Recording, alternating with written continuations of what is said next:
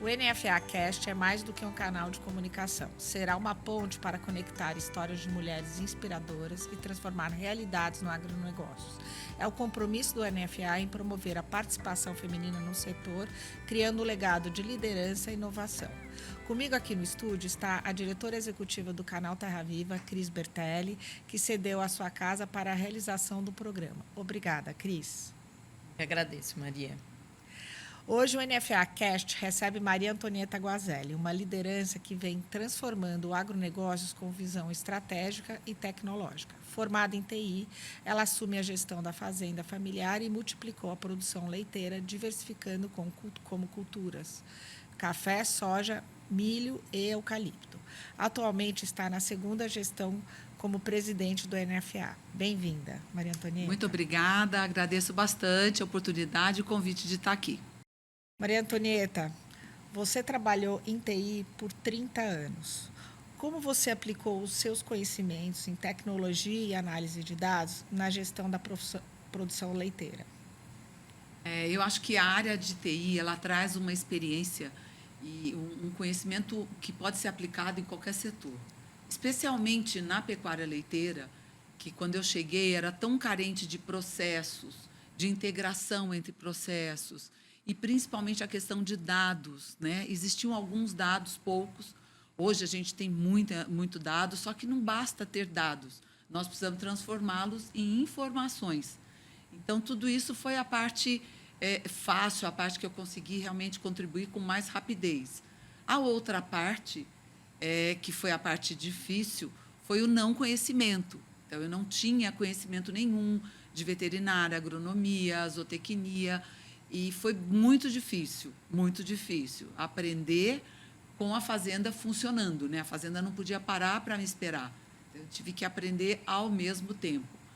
Ainda bem, eu tive muita ajuda, sempre pessoas importantes do meu lado, que tiveram muita paciência e que a gente conseguiu ter essa evolução nessa área do agro especificamente. E, Antonieta, a sua propriedade saiu de 2.600 para 50.000 litros de leite por dia, né? É uma coisa incrível. Então, assim, quais foram as decisões que foram determinantes para esse salto, para essa mudança? Importante frisar também, Cris, que o nosso rebanho é um rebanho fechado. Nunca foi adquirido nenhum animal. Nem nesse momento, nem antes desse, durante todo esse período, nós nunca adquirimos. Então, foi um crescimento orgânico mesmo de animais que nasceram dentro da fazenda. Eu acho que o número um fator foram pessoas. Então, como eu disse, assim, sempre tive pessoas especiais, importantes comigo, pessoas que realmente se dedicaram e se dedicam à fazenda. Então, esse eu acho que é o fator número um desse crescimento e dessa eficiência que a gente consegue hoje de estabilizar a qualidade e sólidos no leite, por exemplo. Esse é o ponto. O outro ponto foi ajustes de manejo. E aí muitos produtores acham que o número um é investir em tecnologia, contratar um supercomputador, nada disso. Mas é revisar, reciclar e melhorar manejos constantemente com as mesmas pessoas que a gente tinha. E aí, na produção leiteira, existe uma coisa constante que se chama investimento. O investimento é algo presente o tempo todo, a gente tem sempre obra, porque para a gente ter uma condição boa de bem-estar animal é muito caro, né? Aí exige um confinamento, esse confinamento tem que ser resfriado e assim por diante. Dessa forma, a gente consegue dar essa condição especial de bem-estar para os nossos animais. E quando a gente olha o gráfico de produção ao longo desses 22 anos, os saltos que nós temos de aumento muito grande de produtividade estão ligados a investimentos em bem-estar animal. Então, nós temos uma série de iniciativas de dieta, de manejo, etc. Mas o que realmente importa em produtividade chama-se bem-estar. Toda vez que a gente melhorou o bem-estar, houveram saltos de produtividade, não tem jeito. Mas esse investimento, a pecuária leiteira é muito tecnificada, né? Sim. Então, você falou aí de manejo, de bem-estar, de investimentos, né? Mas você também aplicou muita tecnologia na fazenda, né? Sim, com certeza. Então, acho que até por conta desse meu background, essa facilidade, né, e identificar necessidades de tecnologias e buscar no mercado alguma coisa que atendesse, com certeza eu apliquei bastante. Só que a gente tem que ser muito, assim, tem que ser muito racional na aquisição de tecnologias. O mercado está cheio, né, de opções, tem muita coisa chegando, voltadas para ajudar a pecuária, especialmente a pecuária leiteira, e aquilo às vezes dá um certo entusiasmo, né, principalmente para mim, né, que é a minha área. Só que a gente tem que ser muito ponderada, muito racional, olhar qual o resultado. No final de contas, essa tecnologia que tem investimento X, o que ela vai trazer para a fazenda? E o investimento X, que é o valor da aquisição da tecnologia, você tem que considerar também todo o entorno. Porque para aquilo funcionar efetivamente, você tem as pessoas que estão com você que precisam também comprar essa ideia. Porque não adianta nada. Se for algo que, para mim, eu considero algo super relevante, importante, se o meu time não vê valor naquilo, simplesmente não vai funcionar, né? Não adianta. Então, tem todo esse processo de envolvimento, de venda, e algo muito pragmático na identificação se realmente faz sentido ou não. É que, na realidade, né, não permite muita poesia, né, esse negócio, porque não tem margem. São investimentos altos e que você tem que estar com os números e os resultados muito claros. Sim. Senão você não tomar esse risco à toa, né? Mas eu acho que no leite é ainda pior, né? É ainda pior. Tem que ter muito pragmatismo, tomar cuidado com modismo, com inovações que realmente são bem legais pra caramba, mas que não vão te trazer nenhum resultado efetivo, econômico ou de bem-estar, né? Que o bem-estar, no final, vai ser refletido no econômico. Sim. Então, tem que tomar cuidado. E, assim, uma pergunta que acho que está meio no ar, né? Você é uma mulher muito bonita, muito competente, uma das pessoas mais influentes do setor. Então, Antonieta, uma coisa que, assim, importante, né? Todo mundo fica perguntando, bom, como é que essa mulher, né, tão influente, tão importante, como ela se organiza na gestão simultânea das diversas atividades da sua fazenda, né? Que você tem soja, você tem eucalipto, você tem leite, entre outras coisas. Como é que você se organiza para... Eu acho que a palavra principal aqui chama-se integração. Então, olhando dentro da fazenda, as oportunidades de integração são inúmeras. E eu acho que aí está o grande ganho, porque hoje nós coletamos 100% dos dejetos, fazemos separação de sólido e líquido. O sólido é o nosso esterco, que hoje a gente usa no café. Para você ter uma ideia, o nosso café não é irrigado, é café de sequeiro, mas a produtividade da nossa lavoura de café se equivale a um café irrigado, por conta do uso do esterco, porque ele retém umidade, tem uma série de fatores. A parte líquida é toda fértil e irrigada. Então, acaba que uma atividade ela se integra com a outra. Tanto as lavouras de cereais quanto o café, elas se integram à pecuária e hoje existe uma dependência. Nós dependemos dos dejetos, do leite, para que a gente tenha todo esse sucesso de produtividade e sustentabilidade na agricultura. Existe uma dependência. E, por sua vez, não existe leite sem uma boa agricultura, né? Cada vez mais a gente chega à conclusão que o mais importante numa produção de leite é a agricultura, que é a produção dos volumosos. Então, o leite tem essa dependência, nós produzimos 100% dos volumosos na fazenda e isso é fundamental.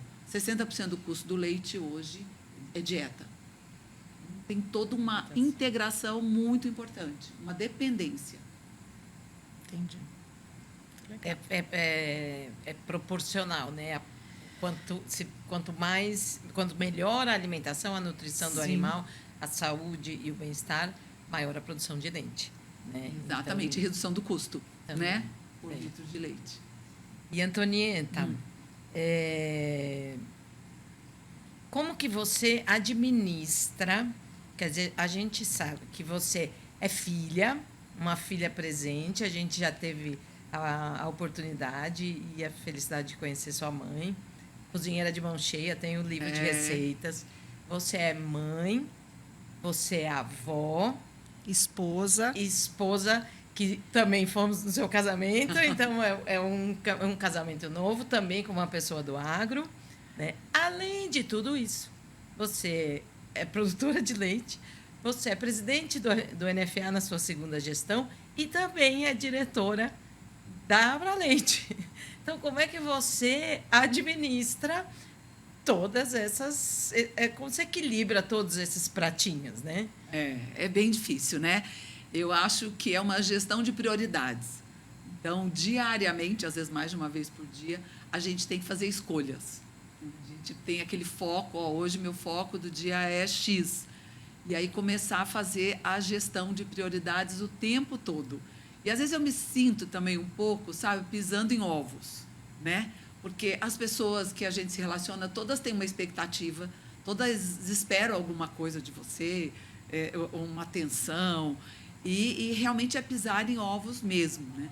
Porque eu acho que tudo isso que você enumerou, Cris, são fundamentais.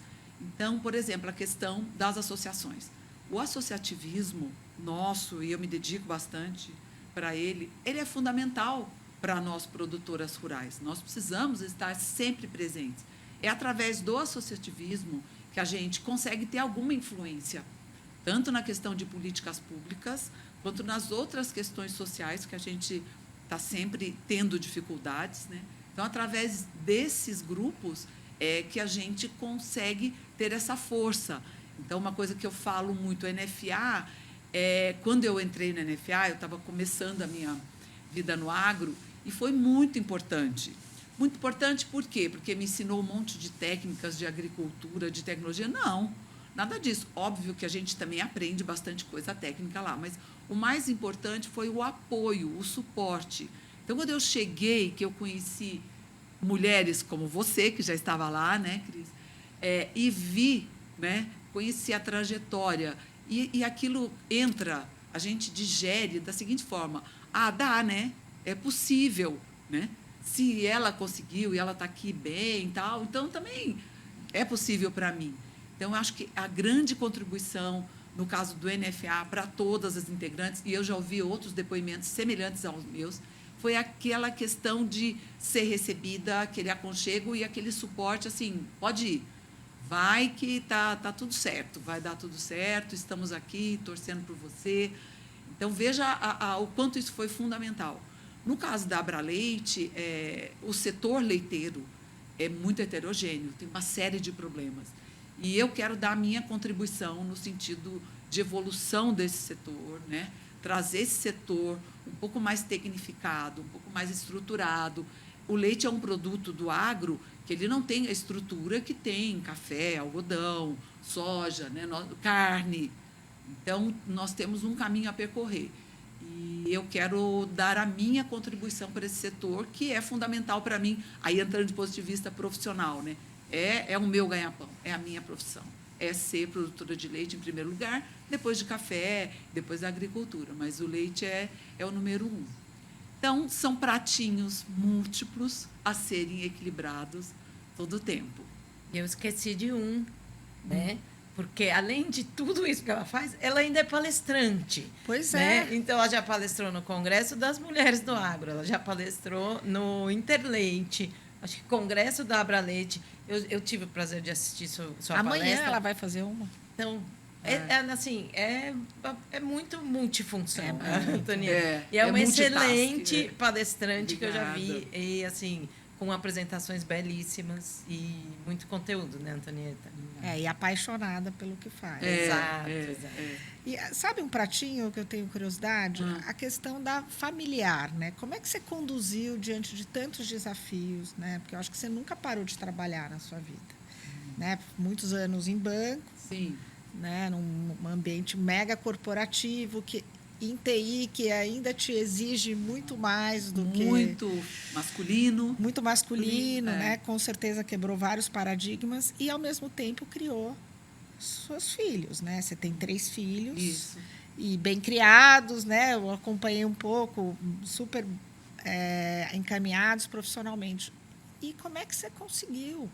Como é que você faz essa mágica? A gente olha para trás e realmente é difícil de entender. Eu faço esse exercício, né? Mas eu acho que, de novo, eu tive muita ajuda, né? Eu tive uma pessoa que me ajudou muito na criação dos meus filhos, que hoje é babá dos meus netos, né? Tá comigo até hoje. Essa pessoa foi realmente fundamental para eu conseguir, porque no meu trabalho em banco aqui em São Paulo, eu saía de manhã e voltava à noite, né? Enquanto isso, tudo acontecia, escola, aula disso, aula daquilo. Então, essa pessoa foi bastante importante. O apoio da família, minha mãe sempre me apoiou muito nessa questão, e aí foi, né? Deu certo, mas não é fácil. Hoje, eu gostaria de me dedicar um pouco mais para os meus netos, né? Mas o tempo também é São curto. quantos? 4 netos. Nossa, um espetáculo. 3 filhos e 4 netos.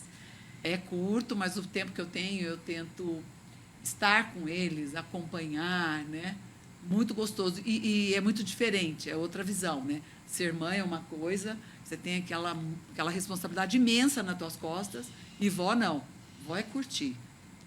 Que Curtição. bom. É muito gostoso, muito gostoso. Mas são pratinhos, talvez, os mais importantes, né? Sim, sim.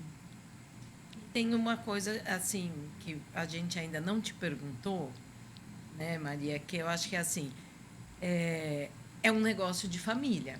Sim. Então, como foi esse início? Entendeu? Como que você foi parar no agro, entendeu? Com toda essa sua trajetória de sucesso. Teve algum momento que, né, aconteceu Sim, sim. algum fator decisivo, né, para isso. Eu acho assim, nem eu, nem minha família toda imaginou que um dia eu iria para o agro. Eu sempre fui muito urbana. Eu mudei para São Paulo com 18 anos e não saí mais, né? Essa vida toda corporativa. Eu frequentei fazenda sempre, mas turista, simplesmente turista, não sabia absolutamente nada. Meus irmãos, sim, meus irmãos conheciam, etc. Aconteceu que houve o falecimento do meu pai em 2002, e aí, na época, a gente fez aquela divisão, e eu fiquei com meu irmão caçula, né? Nós somos sócios de tudo. E essa fazenda é uma fazenda muito especial para nós. Essa fazenda tem um significado muito grande, muito mais que as outras, porque a gente passava feriados, férias nessa fazenda, e tinha muitos primos, muita criança. Então, tem todo um apego muito grande. E, na época, o meu irmão morava fora, ele morava em Nova York, ele morava no Brasil. E aí eu tive que assumir, quer dizer, não foi uma coisa, uma escolha, uma opção, nada disso. Simplesmente, para mim, é o seguinte, eu tenho que assumir, tenho que fazer acontecer, eu tenho que cuidar disso daqui. Essa foi o mote. E aí fui, né? Em nenhum momento eu parei para pensar, mas será que é isso que eu quero? Não. Não teve esse mimimi, sabe? Vai, faz. E aí aquela dificuldade toda que eu comentei, né, de não saber. E uma dificuldade adicional, o fato de eu era uma mulher, vinda de São Paulo, então vocês imaginam lá a região da fazenda, os outros produtores rurais. Depois de muitos anos, eu fiquei sabendo que houve até um bolão na cidade de apostas. Em quanto tempo a fazenda ia ser vendida? Porque, assim, era certeza absoluta que a fazenda ia ser vendida. Falando, nossa, essa moça lá de São Paulo, que não sabe absolutamente nada, isso aqui não vai virar, né? Mas eu nem soube na época. E também, assim, as pessoas sempre me perguntam, se sofreu muito preconceito pelo fato de ser mulher e tal.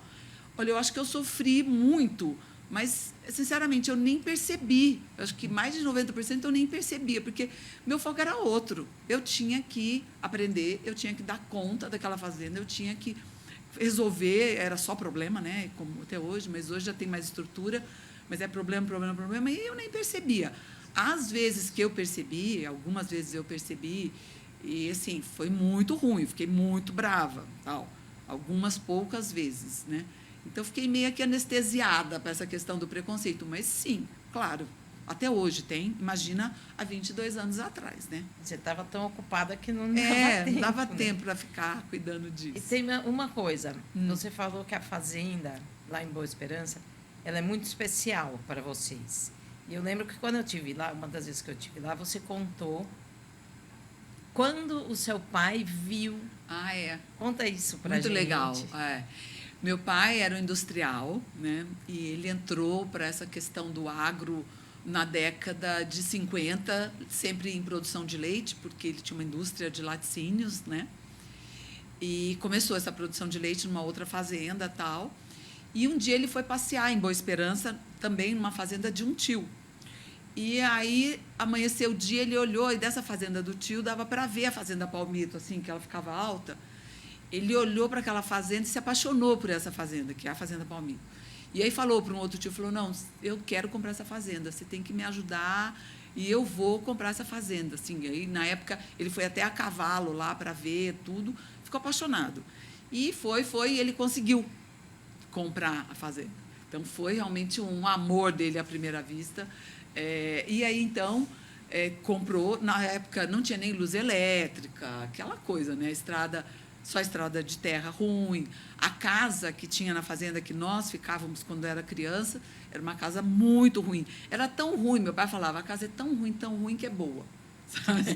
Assim, o apelido dela era Mansão, de tão ruim que ela era. Mas a gente, criança, adorava. Era lampião, vela, a gente Sim. achava o máximo. Então, acho que isso criou uma proximidade muito grande, né, com a fazenda. Cria um vínculo muito grande, né, da infância. E certamente toda essa vivência do início te também trouxe no mundo corporativo em São Paulo muito mais traquejo, que ajuda, né? Não, ainda mais assim, eu sou a única filha em 4 irmãos, né? Então, também tem essa questão de convivência masculina, para mim é muito fácil, porque eu cresci com meus 4 irmãos, né? Quando eu entrei em TI, a área de TI era quase que 100% masculina, sei lá, vamos falar, 98%, né? Pouquíssimas mulheres. E isso, para mim, não tenho problema nenhum com isso, porque eu estou acostumada, eu cresci assim, né? Então, lidar com um homem, trabalhar com homens, para mim, não tem nenhum problema. E também teve preconceito? Claro que deve ter tido, mas se você me perguntar um aqui, eu não vou lembrar, entendeu? Porque, para mim, Não tinha... colou. Não tinha importância. Não pega. Né? Bom, e eu queria, a gente está quase encerrando aqui o nosso tempo, mas tem uma situação muito importante que aconteceu agora, né, que a gente até estava numa palestra na Fiesp e foi muito falado, que foi a experiência do seu cliente, do seu maior cliente, te convidar para o off-site da empresa dele. É uma empresa de laticínios e que você ficou muito contente. Então, eu queria que você contasse um pouco disso. É uma coisa, não é comum, né? O fornecedor participar desse tipo de evento, e a gente queria escutar um pouco de você. Não, foi algo assim, eu acho que é um marco esse evento para mim. Vai ficar é bem importante, revolucionário. Porque o fornecedor de leite, antigamente, era aquele cara que ficava dentro da porteira fechada, ele lá buscando a eficiência dele lá dentro. Hoje a gente já sabe que isso não funciona mais. Então, por isso a gente está em associação, tentando aprender, fazer comunicação, tentando fazer palestras para contribuir para todo o setor, né? Mas participar de um evento, que é uma convenção da empresa, da indústria, né? Uma convenção interna, levar um produtor de leite lá para participar. Então, de forma que você fica conhecendo a empresa toda. Foi algo assim, eu acho que é inédito no setor, para mim é inédito, e eu acho que nunca isso aconteceu, nunca lembro de algum colega meu comentar esse tipo de coisa. E foi algo emocionante, emocionante. Olha que eu sou meia durona, mas me desmontou. Porque a hora que me chamaram no palco, devia ter umas 200 pessoas participando e fui aplaudida de pé. Gente, foi muito emocionante, muito mesmo. E aí depois as pessoas vieram conversar comigo, como, por exemplo, o engenheiro industrial. Olha, eu fico esperando o teu leite chegar. O teu leite é o melhor leite que a gente recebe. Os melhores produtos aqui são feitos com o seu leite. O leite, o HT de origem, é o seu leite. Então, todo esse feedback, o CEO estava lá, os outros diretores, assim, foi fundamental. E óbvio, né, que isso estreita a relação, estreita a parceria, muda tudo, muito importante. E, aliado à questão de levar os fornecedores lá, o produtor de leite, eles também trouxeram um varejista, que aí trazendo a visão do consumidor. Então, foi um evento que fechou os elos da cadeia. que esse varejista trouxe a percepção do consumidor, né? Que tipo de leite ele quer, que tipo de produto lácteo o consumidor quer. Foi algo sensacional. Eu não esperava que fosse tão importante, tão relevante. Com certeza é um marco divisório. E nós estávamos até comentando, né, há pouco, que isso pode ser o começo para que nas gôndolas, né, as pessoas tenham mais consciência da natureza do produto que estão consumindo. Da origem, né? Da origem. Que isso é uma tendência forte, né, do Sim. consumidor.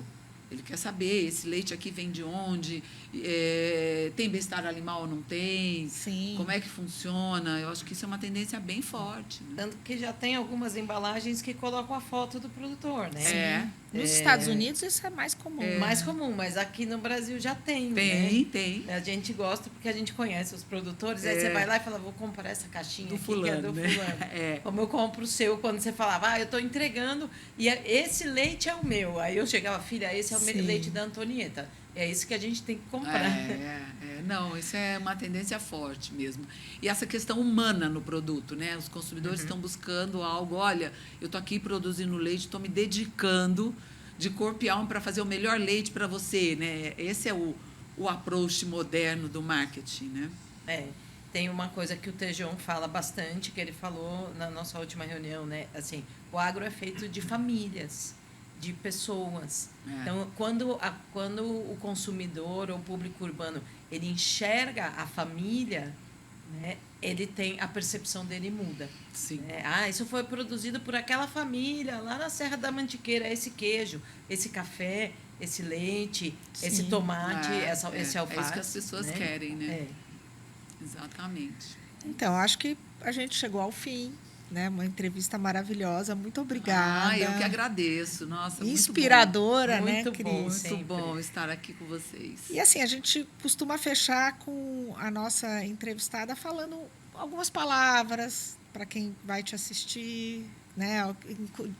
Que encoraje pessoas que estão começando sua história no agro.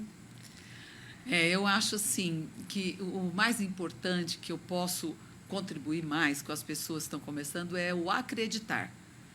Acreditem em vocês mesmos, façam as coisas com bastante cautela, aliem-se a pessoas melhores que você. Eu sempre procuro trabalhar com gente muito melhor que eu, porque isso só vai me elevar.